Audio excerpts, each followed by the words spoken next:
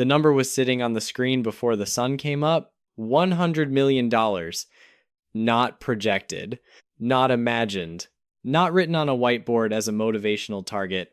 It was there in the valuation report, cold and exact, attached to the holding company you had built over 2 decades.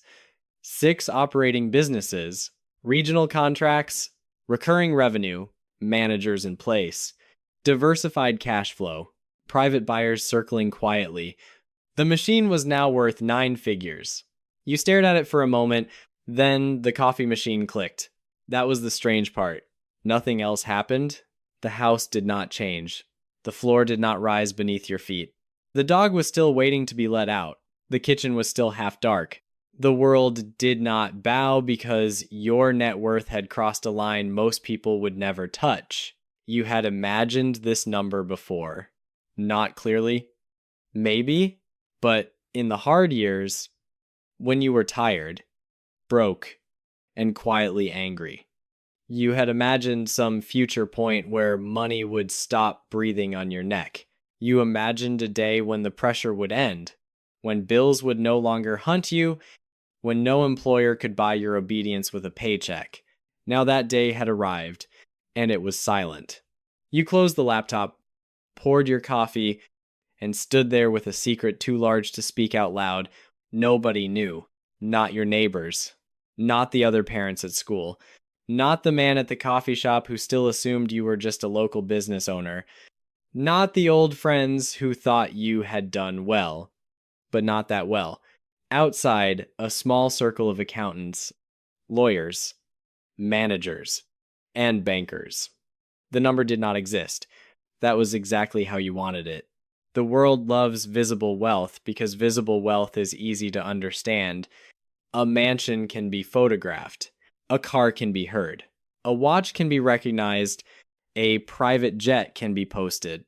But the kind of wealth that actually changes a man's life often makes no sound at all. It hides inside contracts, bank reserves, operating companies, equity, systems, and cash flow that does not need the owner's hands every day. You did not become rich because you wanted to look rich. You became rich because you were tired of being reachable by every ordinary humiliation of money. You were tired of needing permission, tired of selling your hours, tired of knowing that one accident, one layoff, one broken transmission, or one bad month could pull the floor out from under your life. That fear began long before the number. At 24, you were mounting and balancing truck tires at a fleet service shop outside Columbus, Ohio, for $17 an hour. There was nothing romantic about it. Your hands were always cut somewhere. Your back hurt before you were old enough to complain about it. You came home smelling like rubber, iron oil, sweat, and other people's urgency. You had no trust fund, no rich uncle, no lucky break. The only thing you had was discipline. And discipline looked ugly in the beginning. While other men spent their raises before they cleared, you lived on less than you made. You drove an old Corolla, you packed food, you saved money that looked too small to matter. But small money, protected with violence, becomes seed money. Most people never get seed money because comfort eats it first. One Sunday night, you sat at the kitchen table with a shoebox of pay stubs and did the math. Even if your wage doubled, you would still be trapped. More money per hour was still money per hour. A better cage was still a cage. That night, the question changed. You stopped asking, how can I earn more? And started asking, what can I own that earns without me? You did not chase glamorous businesses. Glamour attracts dreamers, liars, competitors, and fools. You chased ugly necessity. Mobile tire service, towing, fire and life safety inspection, grease traps, medical waste, commercial refrigeration, work people needed but did not brag about, work that happened behind buildings, after hours, under regulation, or during emergencies. You bought small operators from tired owners.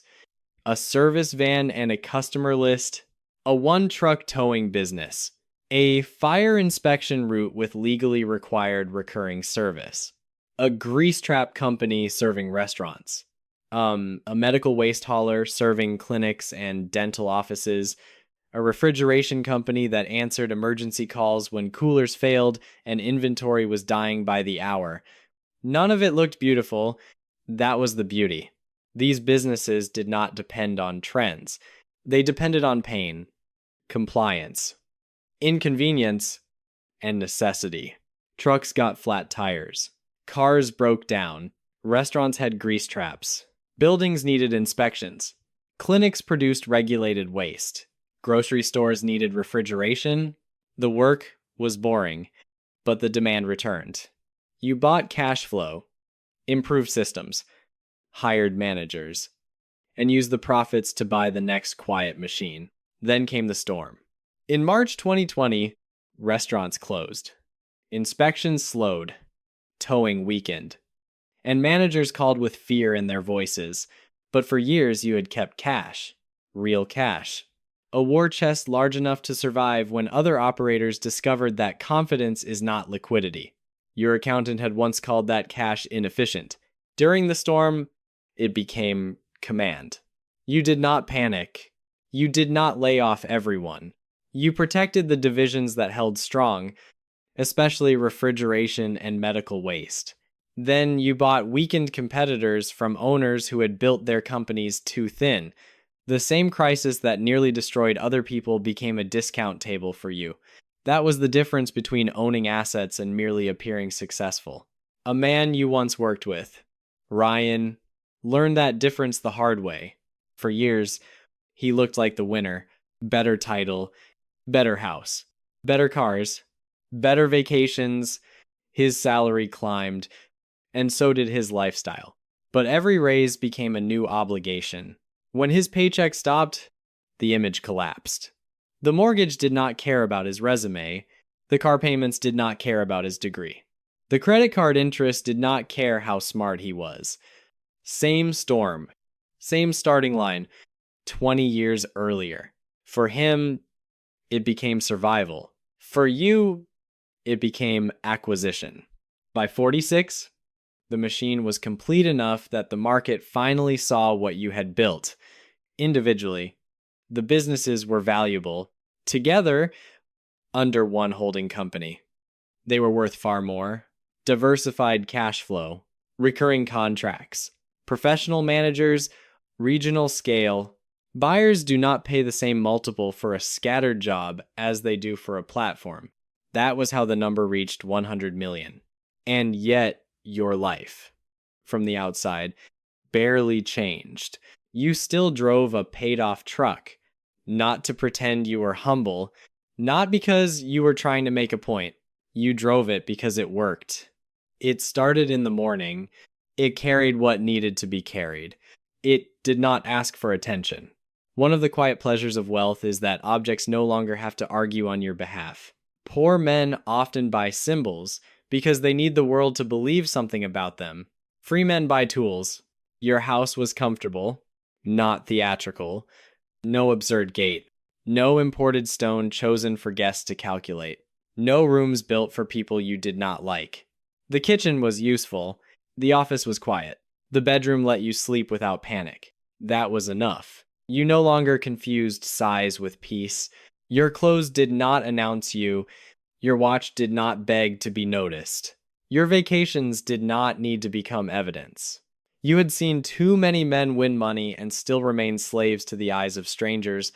They bought cars for people in traffic, houses for people they invited twice a year, watches for other men at dinner. They called it success. But it looked like begging with better lighting. You wanted the opposite. You wanted the world to underestimate you. Underestimation is quiet protection. People ask less from what they do not recognize. They envy less. They plan less. They approach less. A man who looks rich becomes a target for requests. Resentment, imitation, theft, performance, and expectation. A man who is rich but looks ordinary keeps moving through the world with less friction. The first real luxury was not consumption, it was the disappearance of fear. The small humiliations vanished.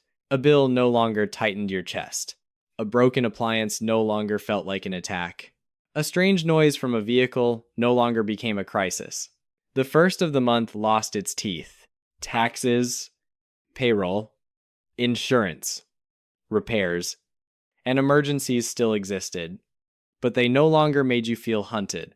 That change lived in the nervous system. It was not dramatic enough for a movie, but it was more valuable than anything you could park in a garage. Your body slowly learned that survival was no longer in question. Your shoulders lowered, your jaw unclenched, sleep became deeper. You could sit with your family without secretly calculating costs. You could listen to your children without half your mind being dragged back to danger. The second luxury was the right to say no. No to bad deals. No to rude customers. No to partners who wanted control without trust. No to relatives who confused your success with their entitlement. No to investors who spoke as if money made them wise. No to meetings that existed only because someone else lacked courage. No to emergencies manufactured by undisciplined people. Before wealth. No is expensive. A man without reserves often has to smile at insults. He has to accept bad terms. He has to take the call. He has to tolerate the client. He has to pretend an opportunity is good because he cannot afford to wait. After wealth, no becomes clean. It does not need anger. It does not need long explanation. It is simply a door closing. But wealth also brought a silence you had not expected. You could not speak the truth casually. A number that large changes the room. It turns friends into calculators, relatives into planners, acquaintances into borrowers, and strangers into hunters. Even good people behave differently around a number they cannot emotionally digest. They may not mean to, the number does the work for them, so you learn to speak vaguely. How's business, steady? Still doing service companies, something like that. You must be doing pretty well. Can't complain. These answers became offense. Polite, plain, useful. You did not lie. You simply refused to hand people information they did not need. The less they knew, the more normal your life remained, and normal life, after crossing $100 million, became one of the rarest luxuries you owned. Your circle narrowed slowly. Not through betrayal, not through drama, but through quiet sorting. Some people sensed that you had more than you admitted and became irritated by your restraint. Some wanted details, some wanted advice, then money, then introductions, then favors. Some treated your privacy as arrogance. A few remained unchanged. They still joked with you the same way. They still split ordinary meals. They still spoke without performance, envy, or calculation. Those people became priceless. Old friendship is valuable only when it can survive new information. Family became more complicated. Wealth does not simplify family. It reveals its hidden architecture. Some people were happy for you in theory, but uncomfortable with the scale. Some believed closeness should include access. Some asked directly. Others circled through stories of hardship, bad luck, emergencies, debts, medical bills, failed business ideas, and children who needed help. You helped where help made sense. You refused where help would create dependence, weakness, or a permanent claim on your life. That was harder than writing checks. Anyone can be generous with money. It takes judgment to be generous without becoming a hostage. You paid off your parents' house quietly, no camera, no speech, no social post about gratitude, just the transfer, the paperwork, the call, and the silence on the other end. That moment mattered more than the valuation report. A bank could never take their house. An old fear had been killed.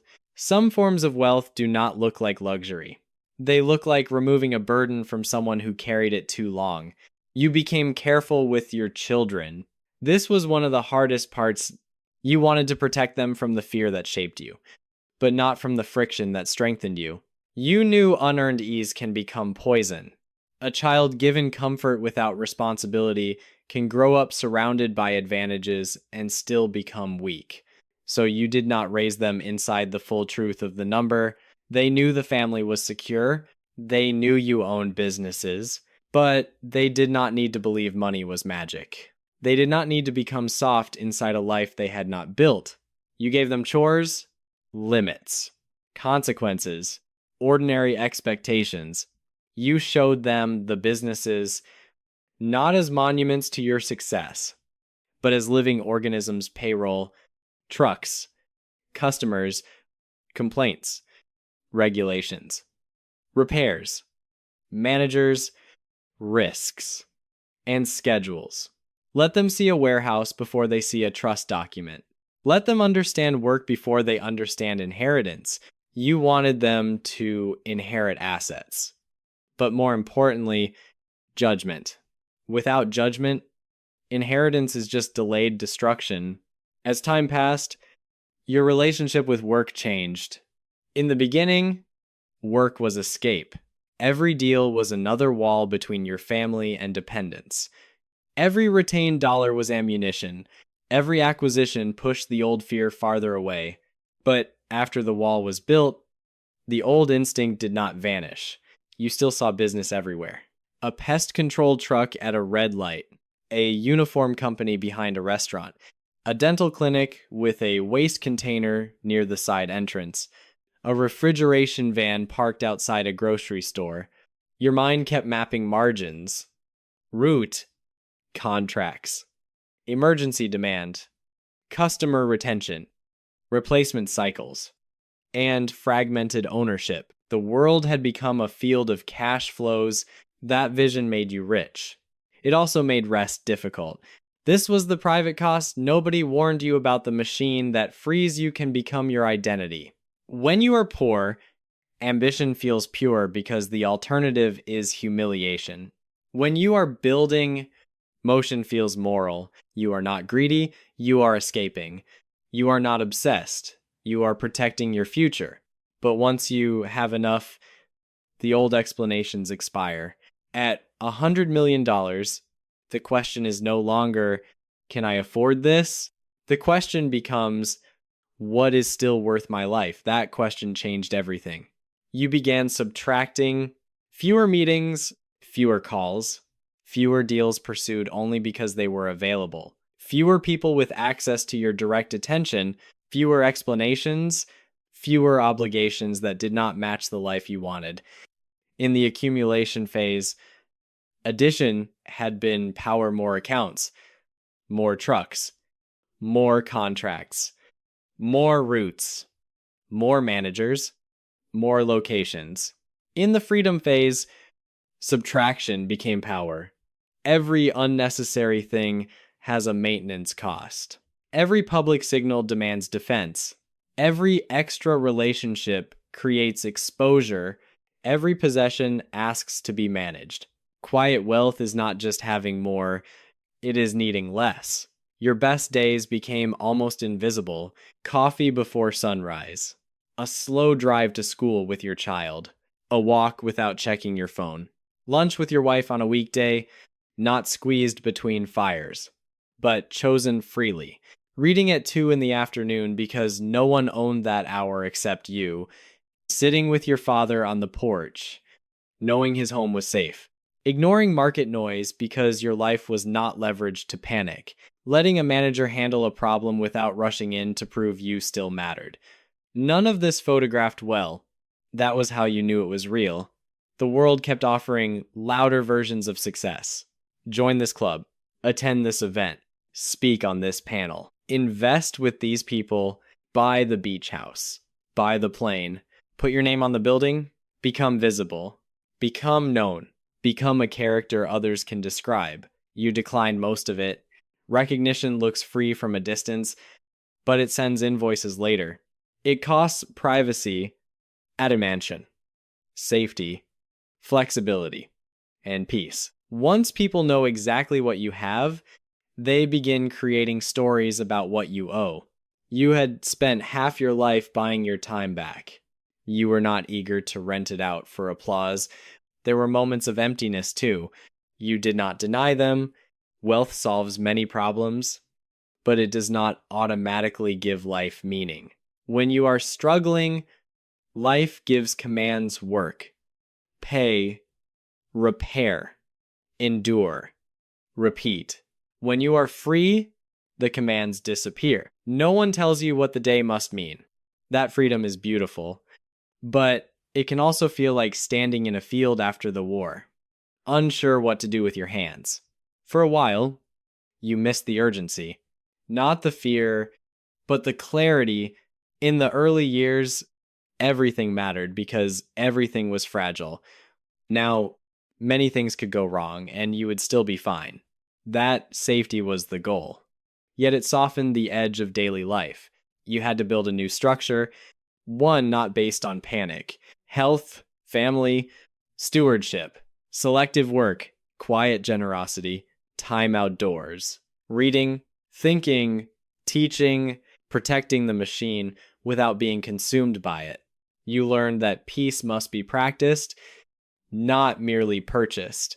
Money can buy distance from chaos, but it cannot teach the nervous system how to live without chaos. It can buy time, but not purpose. It can remove desperation, but not replace it with wisdom. It can give a man options, but it cannot choose for him.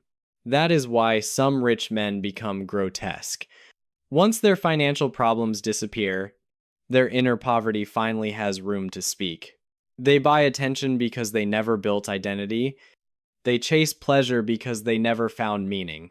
They dominate rooms because they never felt secure inside themselves. You did not want to become that. So you kept remembering the tire shop, not sentimentally. Poverty was not noble. It was pressure, limitation, and insult. But memory was useful.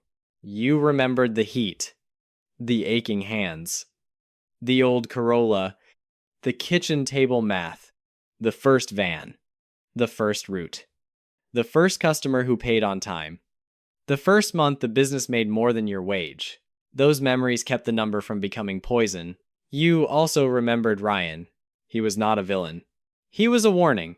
He had done what society rewarded: earn more, spend more, look successful, upgrade the house, upgrade the cars, trust the paycheck, believe income was the same as strength.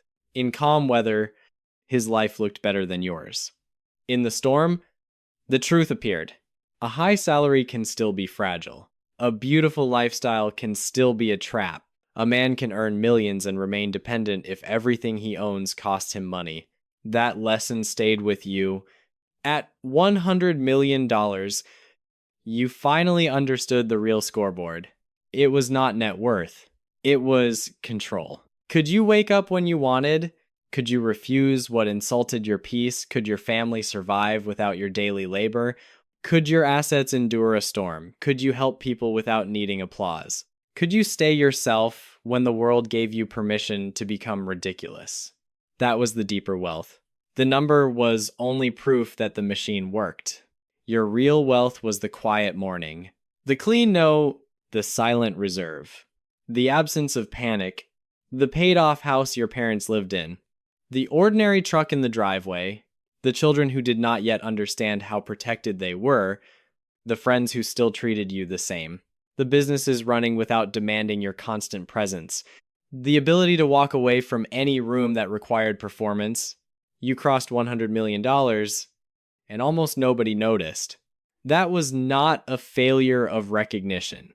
That was the final victory, because loud wealth still belongs partly to the crowd. It needs reaction. It needs envy. It needs witnesses to complete the feeling. Quiet wealth belongs only to the man who built it. It does not ask the world to confirm its existence. It does not dress itself for strangers.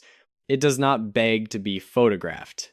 It sits behind the curtain, calm and armed, buying back the one thing money was always meant to buy: your life. So when you looked at the number again, It no longer felt like a finish line. It felt like a locked gate behind you. On the other side was the old fear, the old dependence, the old need to tolerate what you despised because you could not afford resistance. You had crossed over quietly. No announcement, no applause, no one noticed. And that was exactly how you wanted it.